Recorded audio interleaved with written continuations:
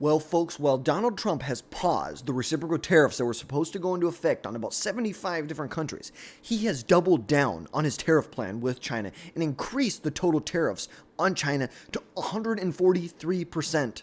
The last 2 months has seen a tit-for-tat tariff match between the United States and China. Now, China, they have vowed to fight this to the end, and it appears that the Trump administration and the United States are going to be digging their heels in for the long run. Now, Donald Trump has attacked China for allowing fentanyl to flow into the United States from China.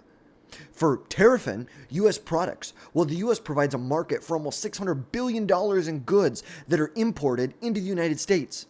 This, coupled with a president who is determined to shake up the world trade order and to make trade more fair for the United States, could be the reckoning for China that the world, we're done. We're done subsidizing you. We're done treating you differently. We're done tilting the playing field towards you. The world has one set of rules for China and another set of the rules for the rest of the world. And that time is over. Their special trading partner status, it's over. Why does China get to steal American intellectual property, yet we still increase the amount of business we do with them every year? You can look at a chart right here that since 1992, we have continuously, basically there's been a couple years where we have decreased imports from China. But ultimately, look at this. We've grown from $26 billion to $439 billion in 2024. They steal our intellectual property. As Kevin O'Leary said it, you can't litigate in their courts. They steal our intellectual property. And they think that with the intellectual property theft, that Americans in American businesses could be losing upwards of $600 billion. $600 billion. But yet we still increase the amount of business that we do with them. Why does the United States, and this is a question that Donald Trump is trying to answer, that a lot of people are trying to answer, why does the United States continue to rely on China for critical supply chains while at the same time acknowledging that they're our biggest adversary? China could decide tomorrow that they're going to cut the United States off from all rare earth elements, their minerals, different things that are required for pharmaceutical production, and it could take decades to build out new supply chains. There was a recent study that was done that showed that it could take upwards, depending on what state you're in, upwards of 29 years from the beginning of a permitting process till the end of construction when it comes to processing facilities for rare earth minerals and elements and the actual mines. It can take up to 29 years. Now, granted, a lot of that has to do with regulations, environmental studies, permitted, all the crap in there. It is a joke. And you know what they do in China? Because they don't care about the environment in China. They do it in like 6 months. We could do it in 6 months. We could do it in a year. We could still look out for certain things when it comes to the environment. But ultimately, what choice are we really going to choose to say, hey, we're going to try and protect the environment when it's really a joke because we're not? We're not protecting the environment. Are we going to, in our heads, protect the environment, or are we going to lose control of our supply chains to China? Like I said, tomorrow, China could decide to cut us off. And they are cutting us off. They've done this with different countries when they've had diplomatic disputes. They decide to just cut them off of either rare earth minerals or different exports from China that are really valuable and integral to the world economy. And it's because of people like Joe Biden and John Kerry that have allowed this to happen. They enriched themselves while deepening U.S. ties with China. They allowed their own personal wealth accumulation to distort the serious risk that China poses to the United States on a national security front. China is the United States' biggest adversary.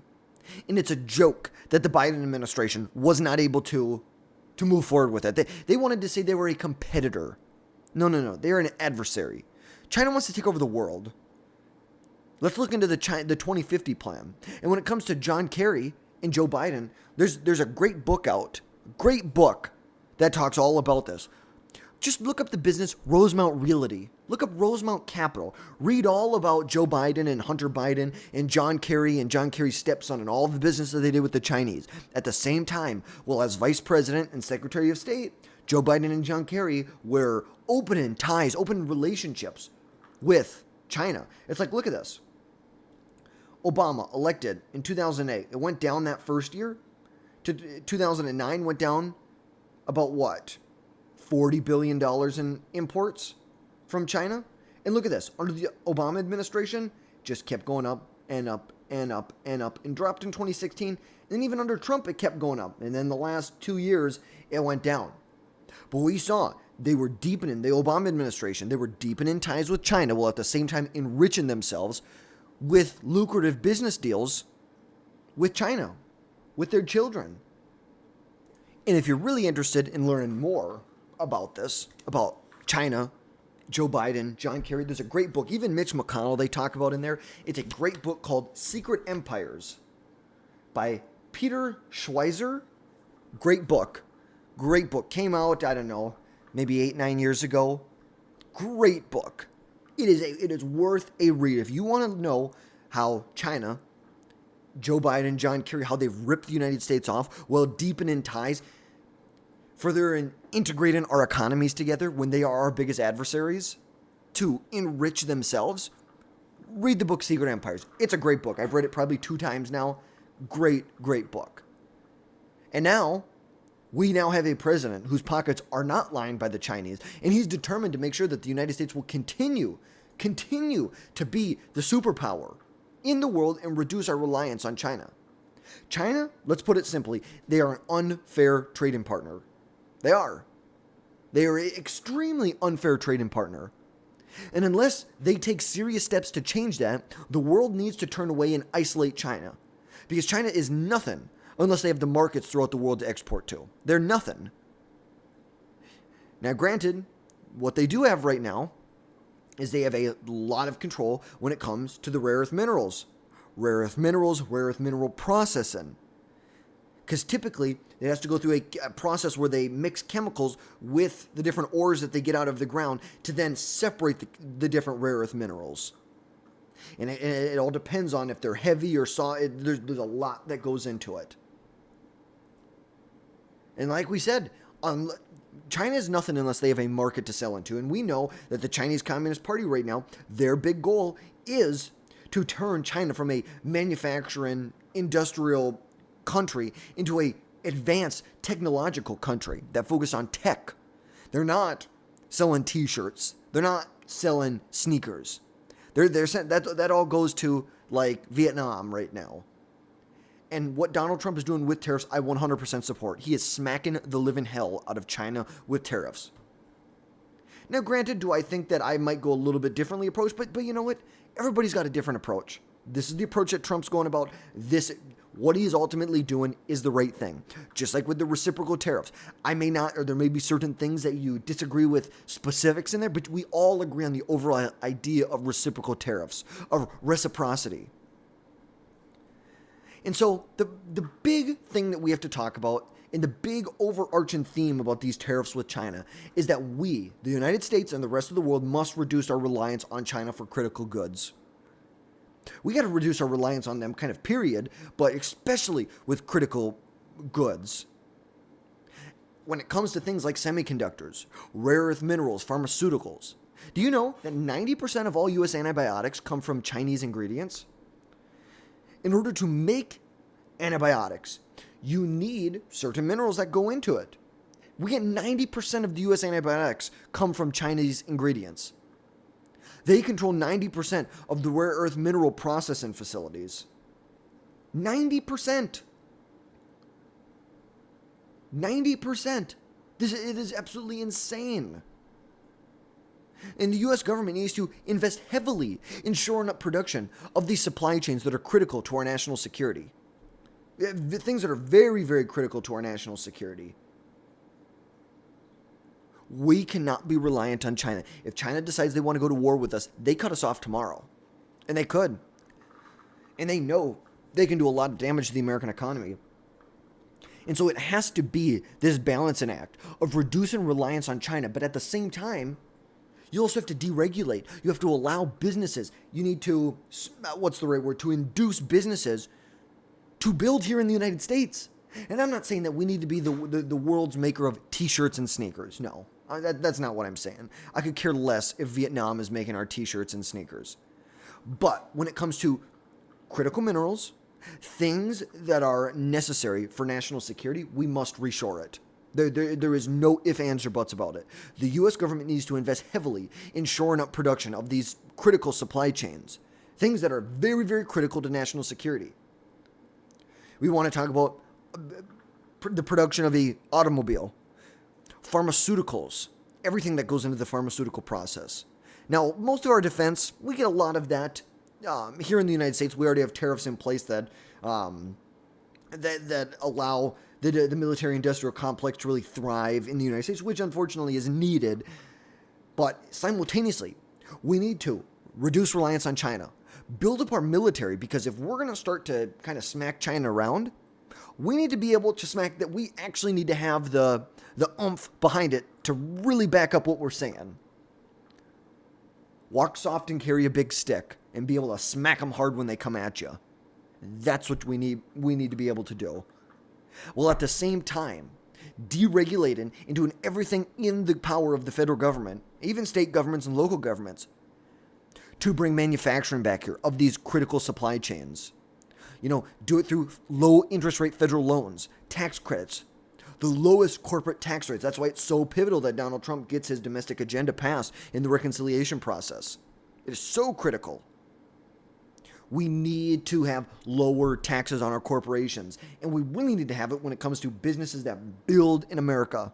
And especially, I'd be okay with a separate corporate tax rate for businesses that directly affect or are in the supply chain of these supply chains for national security, things that we must reshore for national security. We could do it cheaper overseas, but for national security purposes, we need to subsidize that. And like I said, we need to deregulate. It cannot take 29 years to go from the initial permit to when a facility is up and running for rare earth minerals. That is a joke. It is a complete joke. And it doesn't matter what other policies the federal government puts in place. If it takes 10 to 15 years, or 20 to 25 or 30 years, due to regulations to not be reliant on China, then we're screwed. We are screwed. If we want to move away from China, but we are not willing to say we don't want to deregulate, we're screwed. It really is just as simple as that. Deregulate now. N-O-W now. We must deregulate now. And look, I'm not saying we need to produce 100% of these goods in the United States. I'm not saying that we need to be a completely autonomous country, because that would not be good for the economy here. There are lots of benefits when it comes to being integrated with other economies. But if we're going to cut China off, we also need to build a steel curtain. We need to build an alliance with other countries throughout the world. We cannot be the only ones reducing our reliance on China. We need other countries to reduce their reliance on China too. And that comes through working in tandem with these other reliable countries. Look, Mexico kind of screwed us. They allowed a lot of fentanyl to come to the United States. If they're going to stop the fentanyl, we should continue to work with them. Canada, on the other hand, I just don't like Canada. I think their politics are terrible there, but ultimately, we have integrated supply chains with them. We must do everything those alliances are good. They're positive. And now they're most likely going to elect a prime minister in Mark Carney, who is very, very open to building ties with China. We need to balance that relationship very well. We cannot drive these other countries into the arms of China, because that's what's going to happen. If we hit them too hard when it really isn't deserved, we could drive them into China's arms. And ultimately, in order to protect the United States, the American economy, we need to work in tandem with these other reliable countries. Now, we know the U.S. has run a massive trade deficit, huge trade deficit. We'll look at that over here. We've run a huge trade deficit with China for decades. There was a $400 billion trade deficit in 2023 alone. Now, critics argue that China's low-cost labor, lax regulations, and heavy subsidies from or for those state-owned firms, the state-owned enterprises, that then turn around and flood the U.S. with cheap goods, which hollows out manufacturing in the United States. The tariffs aim to make Chinese importers pricier, which can level the playing field. Now, I'm not here to say that we should be making all the crap you can buy on Temu in the United States. That's not what I'm saying. But when it comes to those, like we talked about, those goods that are required for national security, steel and aluminum included in there, pharmaceuticals, rare earth minerals, auto manufacturing, I'm not here to level the playing field when it comes to silicone flowers on Temu. I'm here when it comes to building cars, steel, aluminum production. And granted, if we just decide to put tariffs across the board without a very targeted sense behind it, tariffs will raise the costs for U.S. consumers and businesses that are reliant on these inputs from China. And there have been some studies from the National Bureau of Economic Research that suggest tariffs cut U.S. GDP by roughly 2.2 to 0.4% annually. And ultimately, they're going to hit low-income Americans the hardest. It's inflation. It will cause inflation. Taxes just become another thing, if you are building a car, there's all these inputs that it costs. It costs labor. You have to have administration in place. You have to have a facility to build. There's all these levels of costs that are included in it. All this would be, and you have to pay taxes on that too in there. You have to pay property taxes. You have to pay payroll taxes.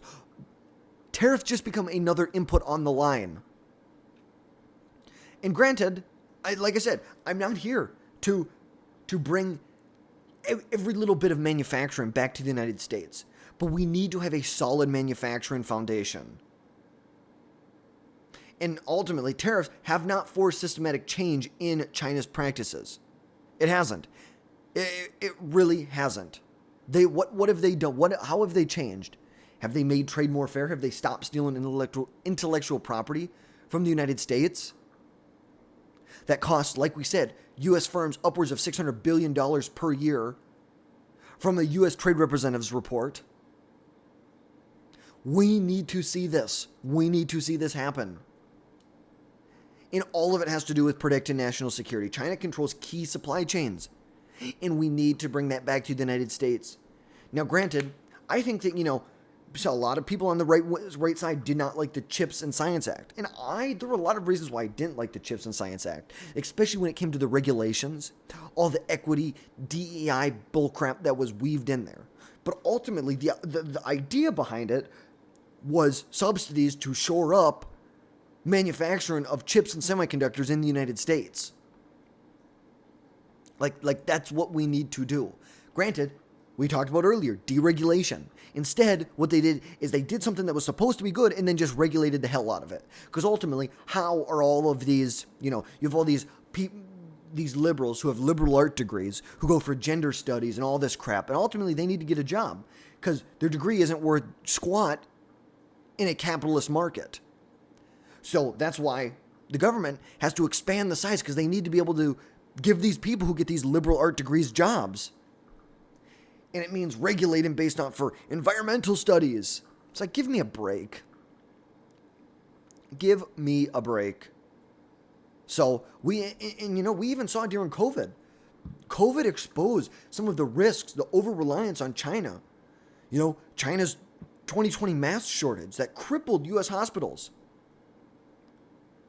And, tariffs ultimately pushed companies to either reshore or in the United States or to shore up manufacturing in other countries that are more friendly with the United States, like Vietnam or Mexico. You look at 2018. 2018, we saw, or 2018 to 2019, we saw imports drop almost $100 billion. Almost $100 billion. Well, at the same time, we saw imports from places like Vietnam rise almost 40%. But the reality is that relocating supply chains is a slow and costly process. We saw it with Apple. They shifted a lot of their manufacturing to India. But ultimately, we say they moved a lot, but still 60, 70% of iPhone production is reliant on China. And without enough time to reshore or to get the manufacturing away from China, you could cripple the United States economy, and China knows that. They know that. And China, it's like, you have to be really careful about what the next steps are, because China could try and choke us off in a lot of different ways. They could, obviously they put tariffs on our products as well. But ultimately, they can withhold rare earth minerals. They can withhold production of, technology, iPhones, TVs, computers, chips. They could take over Taiwan. You know, we saw what the World Trade Organization, and you can blame the World Trade Organization for a lot of this. They are to blame out for a lot of this. After China entered the World Trade Organization, I believe in like 2001, the U.S. trade deficit ballooned from $8 billion in 2001 to over $400 billion in 2023. We know that since they entered the World Trade Organization, they've been draining the wealth of Americans. It's just as simple as that. It's estimated that roughly 2.5 million U.S. jobs were displaced due to China's trade surge from 2001 to like 2016, especially in manufacturing heavy states like Ohio and Michigan. And like we said, I do not want to reshore t-shirt manufacturing or the crap you can buy on Temu. I don't care about that. I really don't. I don't think that is a great thing. If a supplier wants to manufacture in the United States, great. I don't think that's something we should be inducing or we should be subsidizing. We should try and give them the best opportunity to manufacture in the United States. But ultimately, steel, aluminum, cars, pharmaceuticals, rare earth minerals, these will provide tons of jobs for places in Michigan, Ohio, Pennsylvania. And now we know U.S. consumers benefit heavily from China joining the World Trade Organization because we saw our cost of goods drop roughly 10 to 15% during the first decade of the 21st century. You know, but what was that cost at? China relies on low labor cost. Factory wages were roughly $1 per hour in 2001 versus $15 an hour in the U.S. And lax regulations drew tons of production away from Western countries. U.S. manufacturing jobs fell from 17 million in 2001 to 12 million by 2015. Now, granted, you can say a lot of that has to do with automation in our advancement in technology, because ultimately our manufacturing output has increased. Our manufacturing output has increased. And that's the thing. If we reshore a lot of this lower end manufacturing, it will bring jobs to the United States, but ultimately it's not going to bring people who are sitting on a line in a factory, but assembling something. It's automated. We have technology and robots that replaced a lot of those jobs.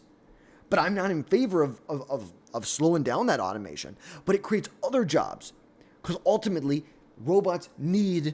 there is human intervention that's needed with what they do. And I'm not here to bring textiles back to the United States. But we need electronic manufacturing, steel. Why are we allowing we need steel? Why are we not building ships in the United States? And you know, when China entered the World Trade Organization, there's a lot of unfulfilled promises. You know, when China entered the World Trade Organization, we were expecting to they were expecting to liberalize or liberate economically and politically. China pledged to cut subsidies. They wanted to protect intellectual property and open up their markets. But they didn't deliver. State-owned enterprises still dominate in China, which roughly makes up 30 to 40% of the GDP there. And like we said, IP theft costs United States firms upwards of $600 billion, according to the FBI. And China has totally taken advantage of the World Trade Organization rules. They filed over 47 cases against the United States by 2025, while shielding domestic industries. Now, granted, there were some sectors they reformed, no doubt about it, but they're nowhere near where they should be. You know, when the people who allowed the World Trade Organization to allow China to come into it, it's a complete joke. This is Bill Clinton you're looking at right here. The U.S. underestimated China's long game.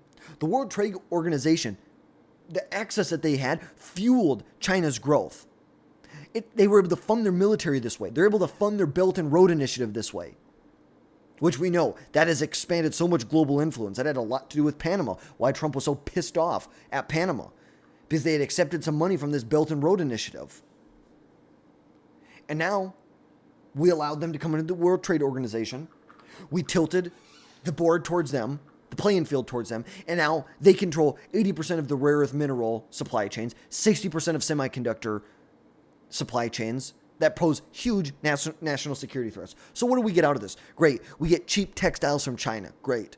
And I'm fine. We want to ship our cheap textiles to China. Great. Why the hell are we allowing them to have control over rare earth mineral production and semiconductor production? Why have we become dependent on China? It's because of people like Joe Biden and John Kerry who enrich themselves to sell America out to China. It was totally misguided. It was a horrible trade-off. They traded short-term gains like cheap labor and market access for long-term pain, job losses, dependency, and dependency on a strategic rival. The Bill Clinton administration sold the World Trade Organization entry as a win-win. U.S. exports would soar, China would democratize. Instead, U.S. exports to China grew modestly. It didn't grow that fast. It definitely didn't grow as fast as exports or imports from China grew. Meanwhile, China's authoritarian grip has tightened, and its economic leverage has become more evident. It is just insane. This is what liberals have done to America. They've allowed this, and Republicans. Trust me, a lot of Republicans were on board with this. A lot of them. But ultimately, to wrap this episode up, we need to reshore and get manufacturing away from China, especially. And I don't, like I said, don't care about the stuff from like Temu, and I use Temu as a generalized term. I don't care about my sneakers. I honestly don't. That is not a high. Yes, would it be great if we could get cheaper sneakers and move it away from China? Sure. But that just isn't a top priority. Resources are finite. We have to focus our energy where it matters the most. Steel and aluminum production, pharmaceuticals, auto manufacturing, rare earth element manufacturing, rare earth mineral processing. In order to do that, we need to, number one, put the proper federal policies in place to subsidize this.